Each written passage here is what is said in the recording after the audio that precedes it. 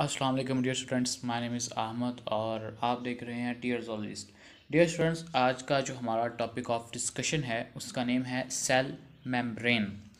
तो सबसे पहले हम इसका इंट्रोडक्शन स्टडी करेंगे, उसके बाद हम इसके फंक्शंस, इसकी कंपोजिशन और भी इनमें कुछ चीज़ें शामिल हैं तो हम उनको बारी बारी डिस्कस करेंगे। सबसे पहले हम इसका एक इंट्रोडक्शन देख लेते हैं कि ये किन ऑर्गेनिज़म्स में पाई जाती है।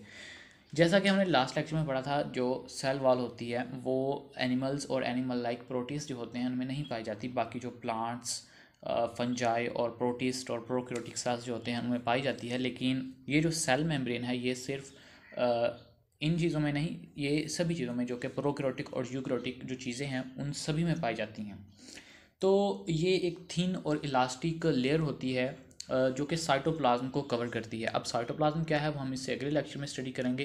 अभी के लिए बस इतना समझ लें कि साइटोप्लाज्म चीज़ है जो जिसको ये कवर करती है, और साइटोप्लाज्म के अंदर डिफरेंट ऑर्गेनेलिस और न्यूक्लियस वगैरह शामिल होते हैं। और ये सेल मेम्ब्रेन जो होती है ये सेल वॉल की इनर साइड पे होती है, सेल वॉल है इससे बाहर होती है। अब हम स्टडी करेंगे इसका फंक्शन।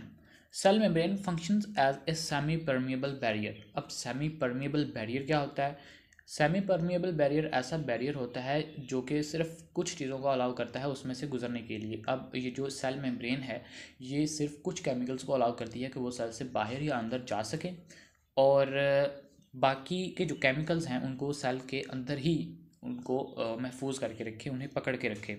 तो इस तरह जो सेल मेम्ब्रेन है वो सेल की जो प्रॉपर कंपोजिशन होती है उसको मेंटेन रखती है। इसके बाद हम स्टडी करेंगे सेल मेम्ब्रेन की कंपोजिशन, कि सेल मेम्ब्रेन किन किन चीज़ों से मिलके बनी है। Chemical analysis reveals that cell membrane is mainly composed of proteins and lipids with small quantities of carbohydrates. Chemical analysis से हमें ये पता चला है कि जो सेल मेम्ब्रेन है वो प्रोटीन्स के मॉलिक्यूल्स और लिपिड्स के मॉलिक्यूल्स से मिलकर बनी है, और इसमें कहीं कुछ मिकदार जो है वो कार्बोहाइड्रेट्स की भी शामिल है। अब जब हमने फर्दर इसकी बारीक बीनी से स्टडी की सेल मेम्ब्रेन की, तो इलेक्ट्रॉनिक माइक्रोस्कोपिक स्टडीज़ के बाद एक न्यू चीज़ डिवेल्प हुई जिसको हम फ्लूइड मोज़ेक मॉडल कहते हैं। तो अब ये फ्लूइड मोज़ेक मॉडल क्या है? According to this model, there is a lipid bilayer in which the protein molecules are embedded. इस मॉडल के मुताबिक एक लिपिड की बायलेयर है। लिपिड की दो तहें हैं जिनमें प्रोटीन के मॉलिक्यूल्स धंसे हुए हैं, और lipid bilayer gives protein molecules elasticity two membrane. जो मेम्ब्रेन है उसकी जो लचक है वो इन्हीं लिपिड बायलेयर की वजह से है। और इसमें था कि कुछ क्वांटिटी कार्बोहाइड्रेट्स की भी इसमें शामिल होती है, और ये सेल मेम्ब्रेन के अंदर पाए जाते हैं। तो ये वही इन प्रोटीन्स के साथ वो लिपिड्स के जो मॉलिक्यूल हैं उनके साथ जुड़ी होती है।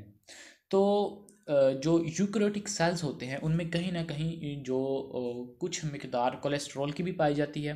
अब बात करते हैं यूकैरियोटिक सेल्स की। यूकैरियोटिक सेल्स के अंदर मौजूद जो डिफरेंट ऑर्गेनेलिज होती हैं, like mitochondria, chloroplast, Golgi apparatus, endoplasmic reticulum, ये सारी जो ऑर्गेनेलिज होती हैं ये सेल मेम्ब्रेन के साथ बाउंड होती हैं। ये सारी ऑर्गेनेलिज साइटोप्लाज्म के अंदर मौजूद होती हैं, और साइटोप्लाज्म को सेल मेम्ब्रेन कवर कर रही होती है, और ये सारी ऑर्गेनेलिज उसके साथ मौजूद होती हैं, बाउंड होती हैं।